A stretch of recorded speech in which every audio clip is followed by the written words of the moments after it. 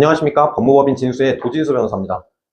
이번 편에서는 이제 민사 절차 설명을 드릴 건데, 이제 민사 절차가 굉장히 방대합니다. 진짜 뭐 종류가 굉장히 많아요. 요건 사실론이라고 해서 되게 특색이 있는 뭐 소송마다 요건이 뭐가 있는지 딱 표로 정해진 거, 아니 표로 정해졌다. 어쨌든 딱 정해진 규격처럼 있는 소송에 이제 종류가 있는데 보통 한 12개, 14개 정도 되거든요. 근데 세상 만사 일이 모두 다 인사예요. 그냥 그건 정해진 뭐 어떤 특별한 모양이 있는 계약이고요.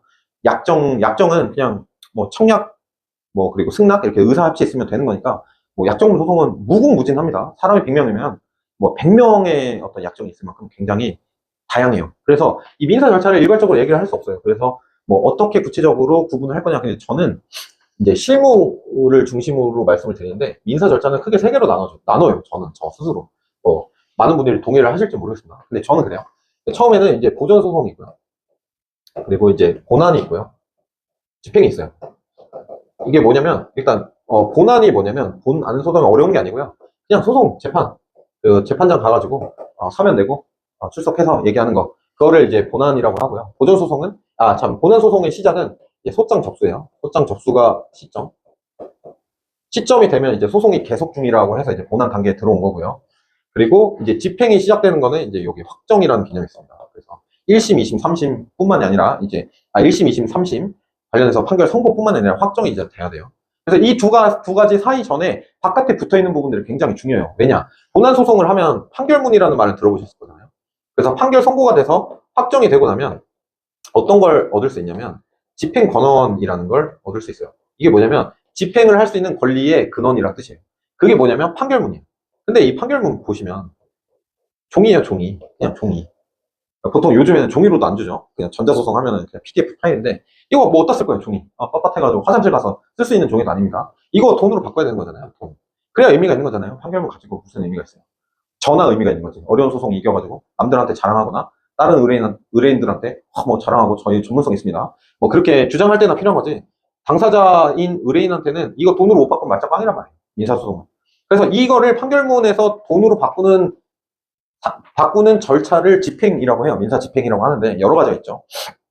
근데 여기서 그런 문제가 생길 수 있단 말이에요. 민사 본안 요즘에 거의 최소 1년에서 1년만 걸립니다. 판결 선고까지 받는 중간에 조정 뭐 이런 거 안 거치고 가면. 그 1년 반 동안 막 1심만 1년만 걸리는데 막 3년, 4년 소송했어요. 확정했어. 이겼다! 이제 돈으로 바꿔야지? 딱 봤는데 피고가 개털이에요. 돈이 하나도 없네? 뭐야? 내가 왜 고생한 거야? 진짜 되게 허무하죠? 그러면 이 집행을 하기 전에 본안소송을 승소하더라도 집행할 게 있을 걸 담보하는 절차가 있을 거잖아요. 보전소송이라는 게 뭐냐면 이런 집행을 할 때 그런 부분들을 막기 위한 거예요. 그래서 대표적인 게 뭐냐면 가압류가 있고요. 가처분이라는 게 있습니다. 이름이 되게 비슷하게 생겨서 항상 헷갈려 하세요. 근데 이제 이렇게 생각하면 쉬워요. 가압류 같은 경우는 재산에 가는 거예요. 그러니까 압류를 하는 거예요. 압류라는 게 뭐죠? 딴 사람들이 못 갖고 가게 하는 거예요. 딱 먼저 압류. 그래서 본안 소송이 확정되기 전에 먼저 압류를 하는 거예요. 딴 사람들이 못 가져가게. 그러면 이렇게 하려 그러면 소송이 이길지 질지 어떻게 알죠? 그런 부분들을 확인을 할 거잖아요. 그래서 요거는 소명을 요구해요. 그래서 거기다가 이제 보전의 필요성이라 그래서 뭐 이 사람이 본안 판결 전에 꼭 이걸 압류를 해줘야 되는 이유를 소명하게 만들어요. 그래서 그게 보고 그럼 이 정도면 가압류 해줄만 하다 결정을 주더라도 그냥 주지 않습니다. 예금 채권 같은 경우는 이 사람이 압류당하면 소송에서 질 때 불측의 손해를 볼 거 아니에요. 그러니까 담보 제공 명령이라는 걸 해가지고요. 예를 들어서 뭐 1년 1억을 이렇게 가압류를 한다 그러면 못해도 한 몇천만 원은 현금 공탁을 하게 만들어요. 근데 그걸 이제 보증보험으로 가름하는 경우도 있는데 현금 공탁을 일부러 합니다. 그래서 뭐 부동산 같은 데 가압류를 한다 그러면 보증보험으로 거의 높은 확률로 보증보험 가름이 되는데 이제 뭐 예금 채권 같은 경우는 현금 공탁 무조건 해요. 그래서 저는 법무법인 진수에 찾아오신 모든 의뢰인한테 이 보전 소송의 중요성을 늘 말씀드려요. 왜냐면 제가 말씀드렸잖아요. 이 판결문 종이는 쓸데없는 거라니까요. 돈으로 바꿔야 된다고요. 그건 미리 할 수 있는 게 있으면 미리 가압류를 하고 시작하자고 말씀드려요. 그런데 가압류를 안 하고 배제하고 진행되는 경우가 있다면 그 담보 제공 명령에 필요한 현금을 가지고 있지 않은 경우 일단 총알이 없어가지고 일단 먼저 담보 제공을 하지 못하는 그런 케이스가 있을 거잖아요. 그러면 어쩔 수 없이 그냥 본안 소송 빨리 진행하는 거예요. 근데 제가 봤을 때는 보전 소송 가압류 이런 건 필수적이다. 무조건 하는 게 좋아요. 그리고 두 번째는 이제 가처분 같은 경우인데, 대표적인 게 이제 점유 이전 금지 가처분이나 뭐 처분 금지 가처분 이런 거예요. 이런 거는 이제 뭐 금전 소송이 아니라 이제 뭐 부동산 인도 소송, 명도 소송이라고 하죠. 임차인이 뭐 월세도 안 주고 안 나가. 그러면 이제 명도 소송 해가지고 판결 확정 받아서 얘를 이제 보내야 되는데, 이제 피고가 이제 갑자기 뭐 큰일 났네 이렇게 뭐 딴 놈한테 이제 넘겨야 되겠다 이렇게 하면 이제 피고가 바뀌어버릴 거 아니에요. 그럼 피고는 뭐 김땡땡이한테 이제 명도 이 부동산 인도 받아라 이게 확정 판결 받았는데, 실제로 뜩 가보니까 다른 놈이 살고 있는 거예요. 그러면 판결 효력에 미치지 않잖아요. 그런 경우를 상정해서 그 이제 피고한테 점유를 이전하지 못하게 어떤 지위를 설정해 놓는 거예요. 남한테 못한다. 그러면 이제 이 가처분 결정 받으면 이제 집행관 사무소에 집행을 하러 갑니다. 그래서 집행관이랑 열쇠고능이랑 증인 2명 이렇게 해가지고 내시경 같은 거 이렇게 넣어서 문 열어요. 그러면 이제 거실 한가운데다가 종이 이렇게 딱 붙이고 옵니다. 뭐 곳이 이렇게 딱 붙어 있어요. 그러면 이제 그거 다 보고 줘서 이제 쓰면은, 그 다음에는 이제 다른 사람한테 이렇게 넘기더라도 이제 그 피고가 본인이 안 살고 그 다른 사람 불측의 제3자한테 이제 넘기더라도 승계 집행문 받아서 그냥 집행하면 되거든요. 그런 거를 일단 가처분이라고 합니다. 이것도 필수예요. 제가 봤을 때. 이건 오히려 뭐 보통 이제 점유 이전 금지 가처분 같은 건 뭐 처분 금지 가처분 이런 것도 뭐 담보 제공이 나오긴 하는데, 보통 이제 보증보험은 가름 거의 해줘요. 거의 해주기 때문에 이거는 뭐 필수로 무조건 해야 되는, 세트처럼 해야 된다 이렇게 말씀드려요. 그러니까 이거를 이제 보전 소송이라고 합니다. 이거는 뭐 어쨌든 중간에 뭐 공방이 있는 건 아니기 때문에 제가 뭐 다른 뭐 상대방 변호사나 뭐 이런 사람들의 서면을 뭐 이게 왔어요 뭐 이렇게 드리진 않을 거예요. 그래서 뭐 다툴 수 있는 방법이 있어요. 가압류 결정이 나왔다면 상대방은 뭐 가압류 이의나 아니면 뭐 가압류 취소, 뭐 가압류 취소 소송 이런 거 할 수 있는데, 보통은 이제 그런 것도 굉장히 시간이 오래 걸리고 이제 실익이 없어서, 보통 이제 가압류를 이제 신청해서 결정이 나오면 그거에서 벗어날 수 있는 방법은 거의 보통은 해방 공탁이라고 공탁을 해서 그 돈을 내고 압류에 푸는 방법밖에 없기 때문에 원고 입장에서는 거의 저는 필수적인 절차라 생각합니다. 그래서 이제 본안 소송을 이제 넘어오면 이제 소장을 접수를 하죠. 그러면 이제 저한테 사건을 위임해 주신 의뢰인이 이제 원고 측일 수도 있고 피고 측일 수도 있잖아요. 그러면 일단 절차적으로는 이제 소장 접수를 해가지고, 그러면 거기를 보면 이제 답변서를 상대방한테 제출을 할 거예요. 근데 이제 이 소장을 접수를 했는데 상대방이 답변서를 안 줘. 한 달 반 좀 안 줘. 그러면 이제 무변론 판결 선고기일 잡히거든요. 그러면 이거는 뭐 볼 거 없이 그냥 딱 선고하고 또 이렇게 처리해가지고 정리를 하는 거예요. 근데 이제 무변론으로 하면 이제 문제가 뭐냐면, 나중에 이제 추원 항소 같은 거 할 수 있어요. 송달이 제대로 됐는지 확인 여부 이제 확인을 해서 공시 송달됐을 경우에는 이제 뭐 추원 항소나 이런 거에 문제가 될 텐데, 무변론이라도 소장 부분을 제대로 송달 받았다면 이제 그런 거는 이제 추원 항소 문제가 없겠죠. 이게 좀 복잡한 거니까. 어쨌든 소장 접수가 되고 이제 답변서를 내고 그다음에 이제 준비서면 공방이 되고, 이 준비서면을 내기 시작하면서 뭘 준비하냐면 이제 변론기를 이제 준비하는 겁니다. 그래서 이제 뭐 딱 정해진 건 아니고 막 10번 할 수도 있고 뭐 2번 만에 끝날 수도 있고 뭐 조정으로 끝날 수도 있고 그렇거든요. 그래서 민사소송은 이거와 별개로 뭐 조정이나 합의 이런 것들 정리될 수 있다. 그래서 이제 변론기일에서 이제 특이할 점은 이제 감정 같은 것들 있을 수 있어요. 그래서 만약에 이제 신체에 대해서 뭔가 이제 손해를 받았다 그러면 이제 신체 감정을 받을 거고요. 그리고 뭐 공사대금 같은 경우는 기성고 감정, 뭐 하자 감정이다 그러면 하자 감정 이런 것들 하겠죠. 물품에 뭐 하자가 있으면 하자 감정 같은 거 하니까. 이때 제일 중요한 게 뭐냐면, 이 감정인 하면 이제 이 감정인이 있어요. 이분도 사람이거든요. 그러면 법관이 모든 걸 다 할 수가 없어요. 삼라만상을 다 할 수가 없어. 되게 똑똑하신 분들인데 세상 모든 걸 다 할 수는 없잖아요. 그래서 이 감정인이 내는 어떤 구체적인 지표를 가지고 판단할 수밖에 없는데, 그런 의미에서 이 감정인의 감정 의견이 굉장히 중요합니다. 그래서 보통은 이 재판을 하면 이제 재판 뭐 부동산 이런 게 되게 지방에 있을 수 있잖아요. 저 같은 경우는 뭐 삼척에도 있었고 울산도 있고 하는데 전 무조건 갑니다. 그냥 딴 거 재판 변론기일보다 그게 더 중요해요. 그래서 변론기일은 뭐 때때로 뭐 저희 법인에 있는 다른 변호사를 보내기도 하고, 진짜로 뭐 피치 못하게 뭐 일정 조정이 절대 안 된다 그러면 이제 복대를 부탁하기도 하는데, 감정 기일만큼은 전 무조건 갑니다.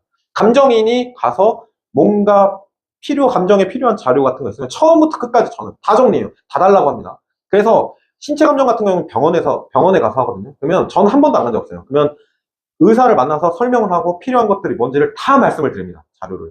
변호사가 있고 없고가 굉장히 큰 차이를 만들어낸다고 저는 스스로 믿어요. 그게 있는지 아닌지 모르겠지만 저는 그렇게 믿고 한 번도 빠지지 않습니다. 그렇게 하면 감정에 따른 이제 회신이 오잖아요. 거의 이 회신은 거의 절대적이에요.